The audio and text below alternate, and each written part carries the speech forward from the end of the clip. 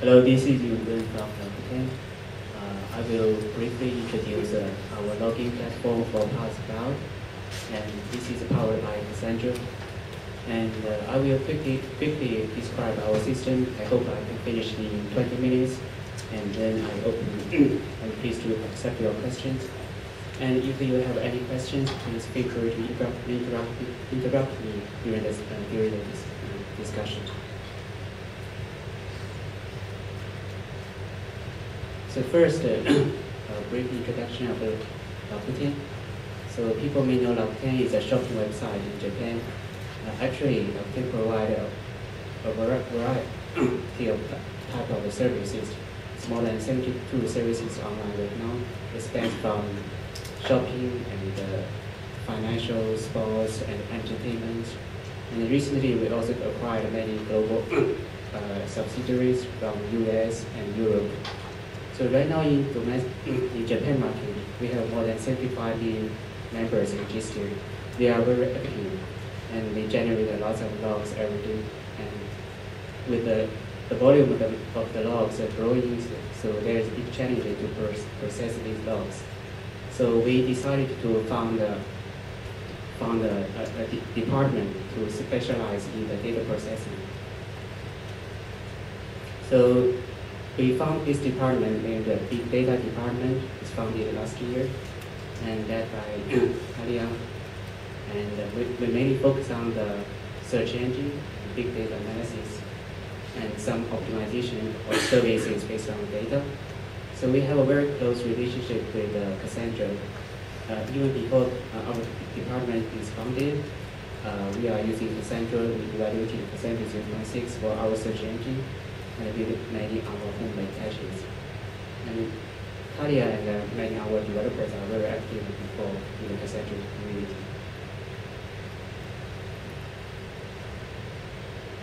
So currently we are working on the big data analysis platform. So as you can see from this figure, so the user may access our shopping website. This website can be powered by real servers, or maybe powered by application from the PaaS or IaaS cloud. So when user access our service, if they have some purchase like browsing or any other activities, so our server will log their activity, and we will have some applications running on each server and try to collect all the activity data into a centralized data computing platform. So this computing platform is a kind of heterogeneous platform, contains many technologies. For example, real-time memory database, and also use Cassandra and other keyword stores. We also use Hadoop and Hive for batch analysis.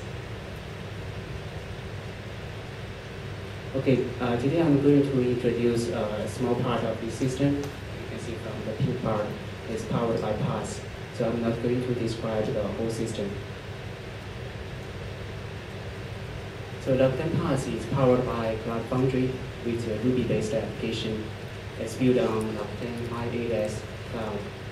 So right now it supports technologies like language Node.js, Java, Ruby, and PHP. Database is powered by MySQL, Postgres, Redis, MongoDB. Unfortunately, right now we don't support Cassandra, but we will consider to support Cassandra in the future. And for version system, CVS, Subversion, and Git. Web servers, we are using the NGX. So why PaaS system? So now Rakuten has about 1,900 developers in research and development unit. So it's very challenging to support them to develop and deploy the applications. So they will frequently ask you to deploy the new, configure the new environment, give them an account, install applications, and make patches. It's not an easy task. But the PaaS platform makes this task much more easier. So, but the challenge is in the PaaS system, the logs cannot be accessed directly like in the developer's own PC. So in the traditional way, we used to store logs in NFS as files. Then the developers can search their files by Linux command or some other tools or script. So developer complains this method, so we want to have another log service system to help them to debug and improve their applications. So this system should be flexible and have a very flexible schema design and more convenient and faster than current system. So we choose Cassandra. So why Cassandra? Yes, every Cassandra speaker has this slide in Cassandra Conference. And the reason is very clear. And scalability, high web throughput, distributed counters, very flexible schema, very active community support, and good features. Okay, so next I will describe our system. So this is an overview of our system. So our system is, you can see, beneath is the Rakuten IaaS built across multiple data centers. And above that is Rakuten PaaS. So many applications are running there, and it's controlled by the Cloud Foundry controller. And we have a log agent to monitor each application instances and send the logs to the collector. Collector is also running on the Rakuten IaaS.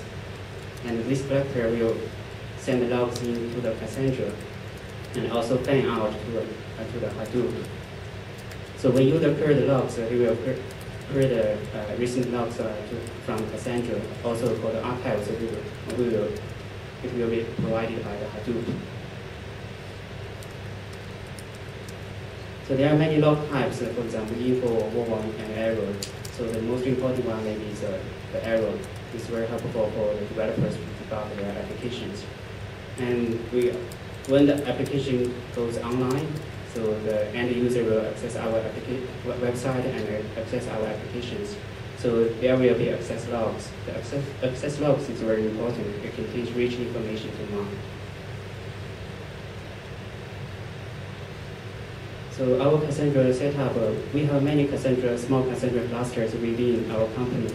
So this one, we initially started a Cassandra cluster on IaaS with a several small virtual machines, as media instance with 4 virtual cores and 8 GB memory. It's hard disk based, so there may be some problem with the I/O because it's not faster. So we use Cassandra 1.1, and the consistency level is borrowed. And we are also testing with 1 because it's the workload is a pure insertion workload, so maybe it's not necessary to use cron. Replication factors 2, and random partitioning. And time to leave we set to 1 week because usually it's not very useful to keep so many data in Cassandra. And for the logs, usually developer won't check the logs older than 1 week. So we use static compression and default chunk length 64 KB. And we tested using 128 KB, there's no advantage. And we also enable the row cache and octave caching. So about schema design, I asked the developer send me the logs.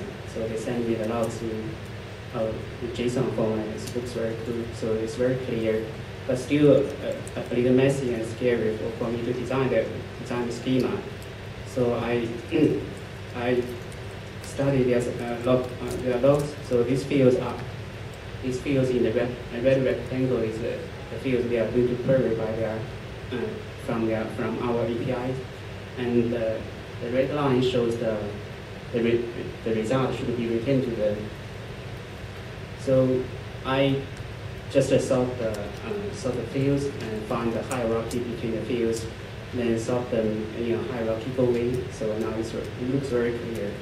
So now design the schema is very straightforward because Cassandra support composite column. So we assort the logs in a hierarchical way, put the key into the composite key as a composite row key and composite column. So and we put the text, the log text as the value for the composite key. Now the schema looks like that. We also test to give the choice of schema to the developers. So if the developer wants to have a slice query on some field, so we encourage them to move it to the column. So and we also try to make it configurable. So for example, in the about design, so this the row case environment ID, user ID, application instance, and log type. So user can do range query, slice query over log type, file, timestamp, and source sequential ID.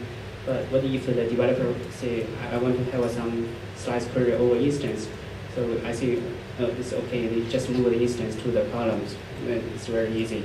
It's up to you. The API, if you move the instance to the columns, our API will automatically convert, be aware of that change. Okay, so based on this schema design, this is the characteristics of Cassandra data we have observed. Because these are pure developer logs, insert only, no updates.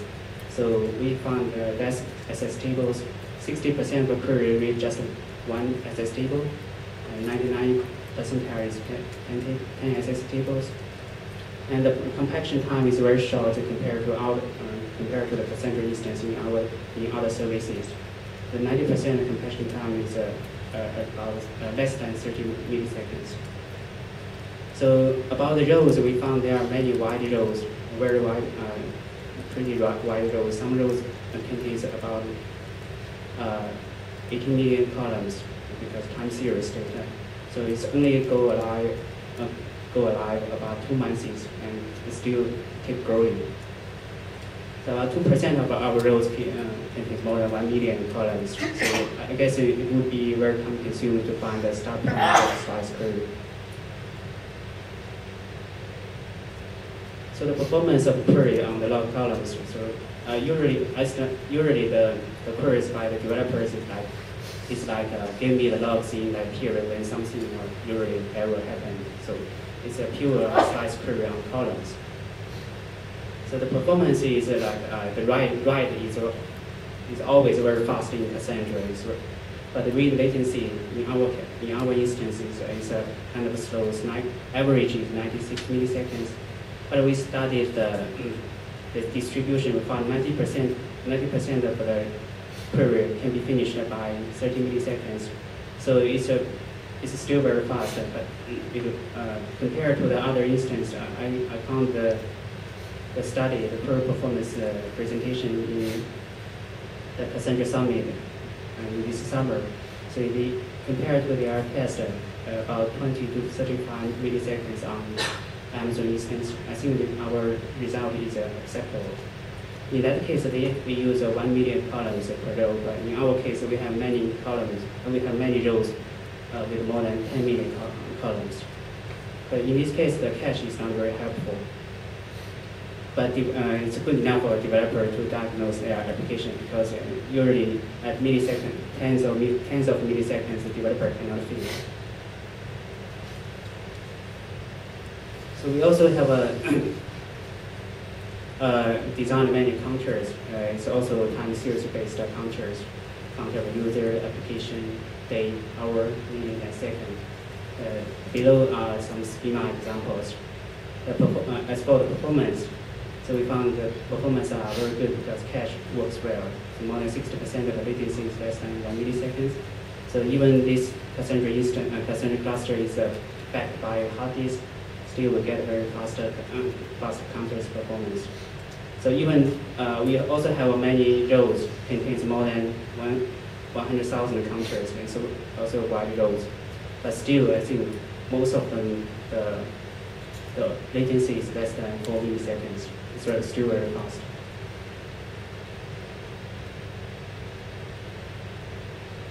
Okay, so it's a dashboard by counters. This is active data by the developers. It's about 1 to about 3 days. So we found most developers are very active between 13 and 18 in the afternoon.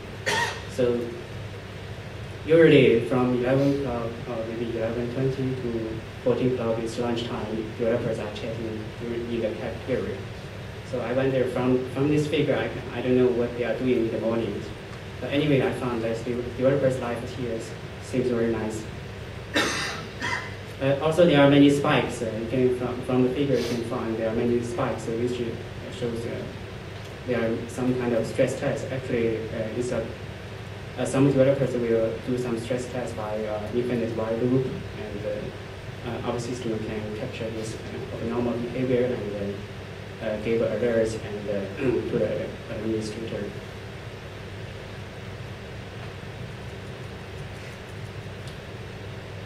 We also have some access log analysis and time series of user activities.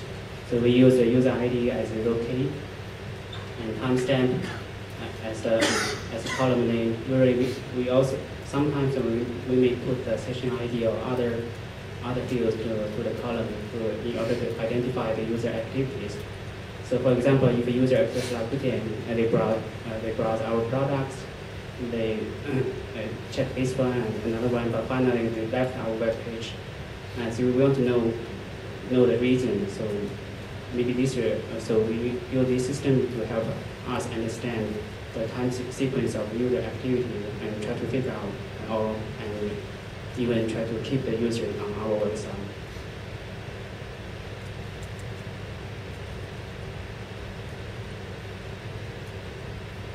The current status, right now there are more than 140 developers are using this system. So our target, of course, maybe by the end of this year or beginning of next year, we will have around 2,000 developers, so that's our target. And right now, around 30 active applications per month, so several applications go on production per month. And currently, there are only 140 developers, so we have around 2 million records per day. So our target, because right now the applications are not released to the very heavy with services like Rakuten Ichiba top page, so which is very heavy. And our target is to release more applications to the Ichiba top page and other heavy services like Rakuten Travel. So because system is built on the Rakuten IaaS cloud system, so it's very easy to add more nodes when the workload gets heavy.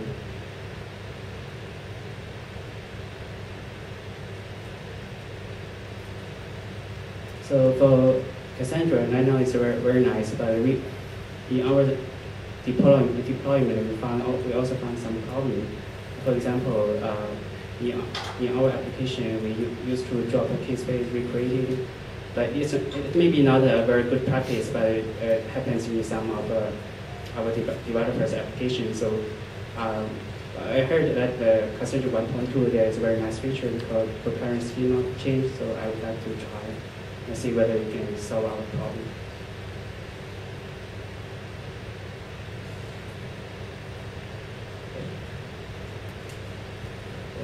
Jump to the conclusion. So we present a simple use case of Cassandra Rakuten PaaS on our private cloud. So we use composite script, reduced our effort on schema design. But we also need to pay attention to the size curve performance of I/O. So we're also planning using the customized servers with SSDs compared with the Cassandra cluster on cloud. We tested with the high-end white box servers with SSDs. The performance is very promising.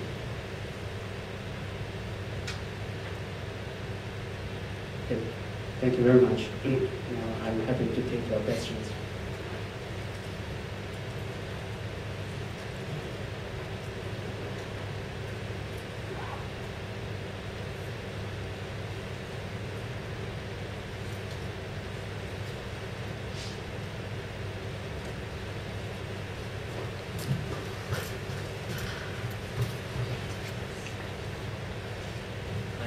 Could you explain more about, you said cache was not affected in that case. Cannot really follow why cache is not affected. Okay. So in that case, because our is a very passive time series data, so usually, but the data is when the developer send their logs to our system, and when the cache is full, it usually be flushed with SS tables. And usually, in our system queries, very sparse. It's not a frequent queries. So in that case, we found that the cache hit ratio is very low. So in our case, we found that for the time series data, it's not very effective.